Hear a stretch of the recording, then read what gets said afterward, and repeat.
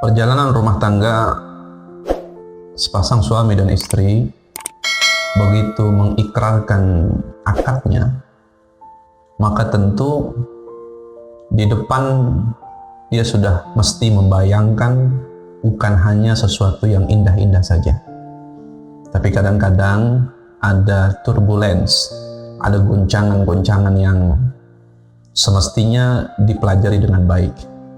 Disinilah rumah tangga itu diperlukan bekal yang cukup. Kurangnya bekal seseorang, maka dia akan mengalami kesulitan di dalam rumah tangga. Ketahuilah dan ingatlah, bahkan kalau perlu kenanglah saat-saat resepsi pernikahan, saat-saat walimatul urs, orang-orang dari segala penjuru yang kita undang dalam acara pernikahan kita, sebagian di antara mereka mendoakan kepada kita, barakallahu laka wa baraka alaika wa jama'a bainakuma fi khair. Semoga Allah memberkahimu dalam keadaanmu yang bahagia, dan semoga Allah mengumpulkanmu, dan semoga Allah memberkahimu pula dalam keadaan susah.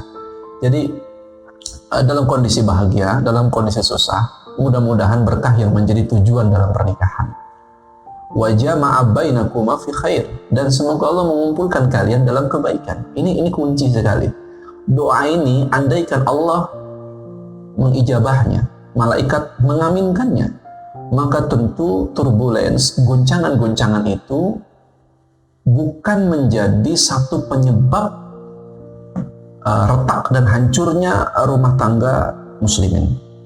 Tapi turbulen, goncangan, ujian itu justru menjadi satu penyebab yang menyebabkan sepasang suami istri berpegangan sangat kuat.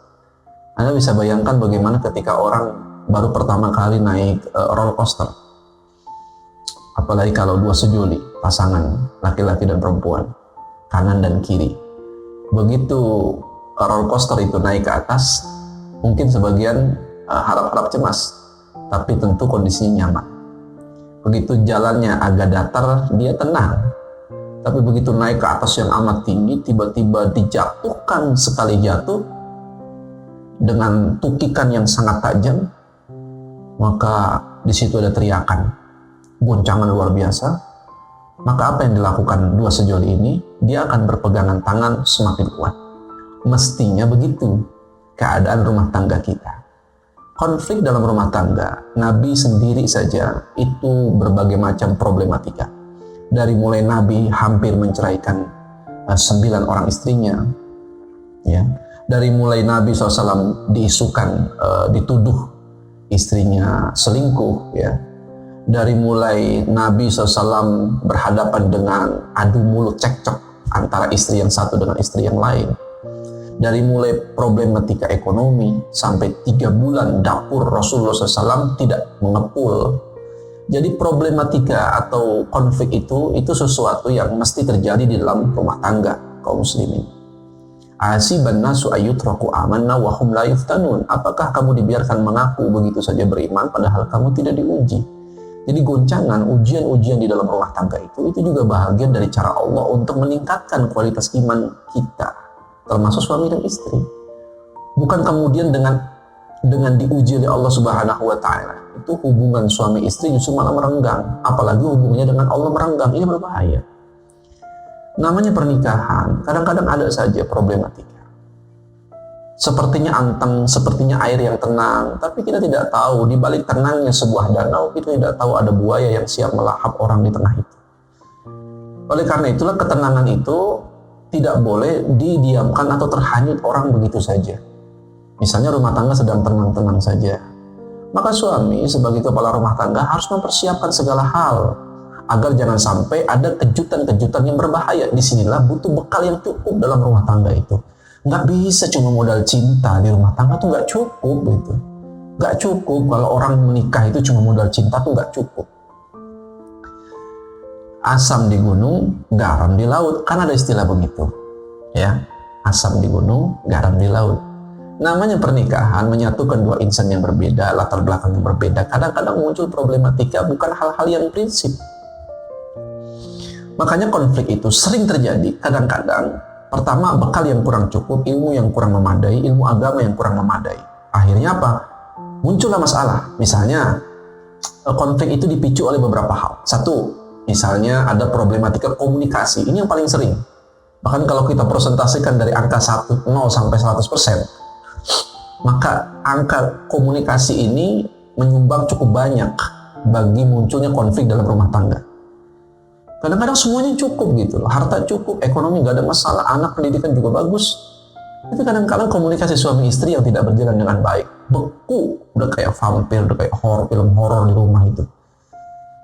Datang cuman formalitas aja, bangun pagi, ya kalau sarapan udah siapin atau belum, suaminya bangun, tapi istrinya bangun, belum, tolong siapin, saya mandi dulu. Jadi komunikasinya itu-itu aja, setiap hari begitu-begitu, kan tidak enak komunikasi macam itu. Harusnya kan hari ini komunikasinya beda, besok beda lagi, besok lagi beda. Begitu loh seharusnya rumah tangga yang ideal antara rumah tangga muslim itu begitu. Jangan bangun pagi, kopi mana kopi, gitu ya. Nasi uduk mana nasi uduk, itu spesifik gitu ya. Udah mana spesifik, ditambah lagi kemudian tiap hari itu lagi yang dikomunikasikan. Bapak ke anak juga begitu. Tadi malam PR sudah dikerjakan atau belum? Oh belum. Gimana sih kamu ngomel lagi besok? Itu diulang lagi setiap hari begitu komunikasi. Yang seperti itu tidak enak komunikasi yang semacam itu. Belum lagi ketika istri sudah memainkan perasaannya. Hati-hati kalau istri sudah memainkan perasaannya. Suami pulang dari kantor.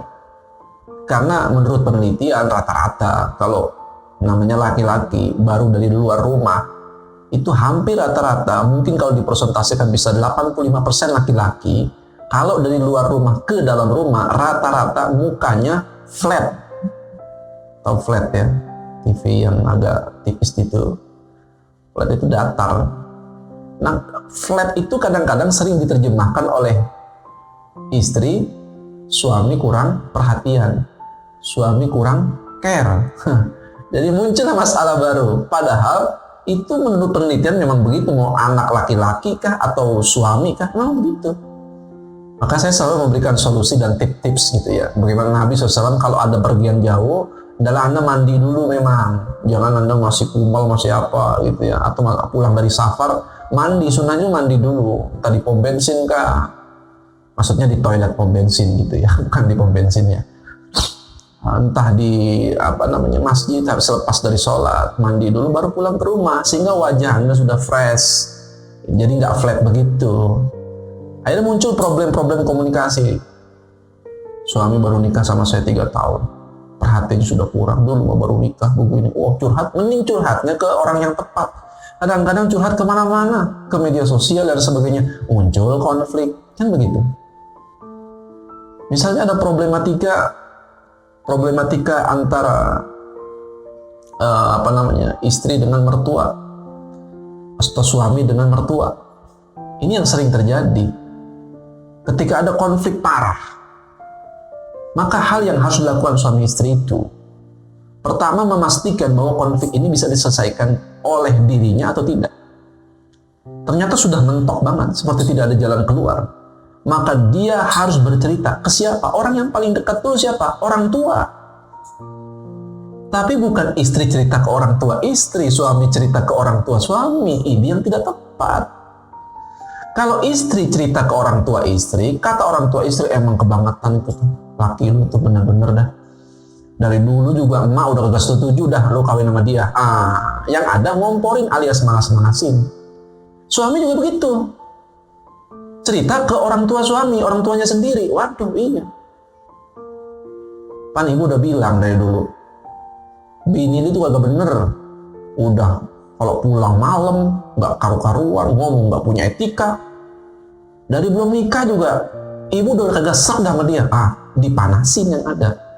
Kalau keadaan sebaliknya, akan damai sebenarnya. Kalau tahu konsep bagaimana menyelesaikan konflik itu dengan baik. Itu hanya pernak-pernik perhiasan aja kok. Makanya urusan konflik itu kadang-kadang problemnya macam-macam.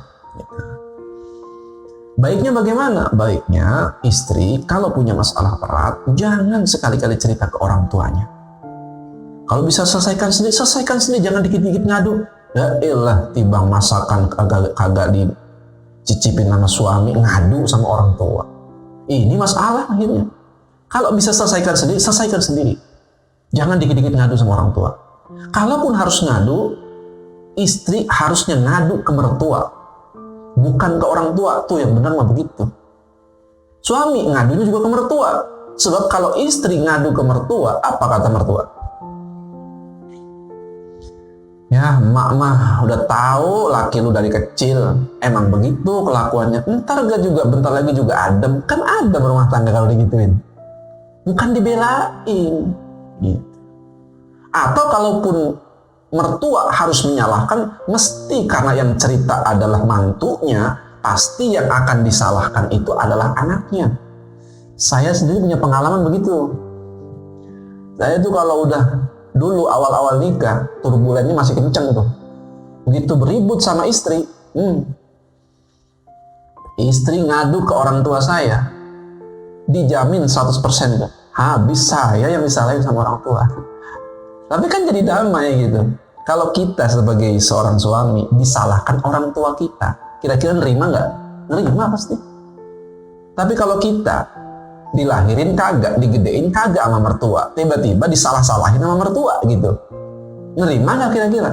Kebanyakan susah untuk nerimanya, kecuali hatinya memang lembut gitu.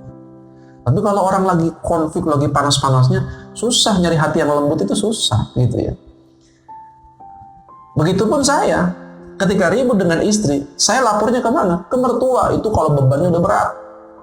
Mertua, Masya Allah, mertua saya itu tinggal ngomong dia.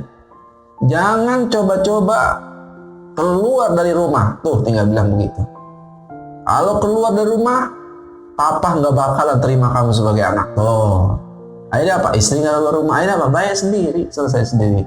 Jadi konflik itu adalah sebuah pernak-pernik dalam sebuah pernikahan, tergantung bagaimana seni kita untuk menyelesaikan konflik itu dengan baik. Perbanyaklah ibadah, perbanyaklah sedekah agar terhindar kita dari musibah-musibah besar dalam rumah tangga kita. Barakallahu fikum.